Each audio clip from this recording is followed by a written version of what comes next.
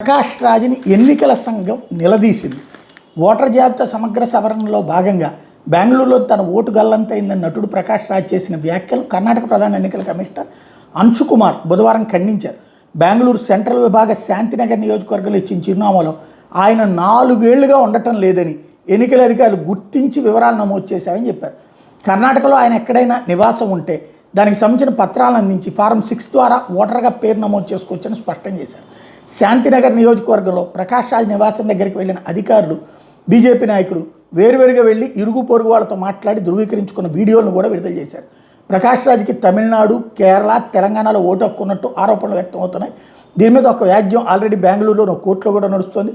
ప్రధానమంత్రి నరేంద్ర మోడీని అనుకరిస్తూ తన ఓటు హక్కు పోయిందంటూ ప్రకాష్ రాజ్ సామాజిక మాధ్యమంలో పెట్టిన వీడియో వైరల్గా మారిన నేపథ్యంలో అధికారులు స్పందించి అసలు విషయం చెప్పుకొచ్చారు. నేను నిన్ననే ప్రస్తావించాను, ఓటు అక్కడ అసలు నువ్వు ఉంటే కదా ఉండడానికి అన్నటువంటి అంశం.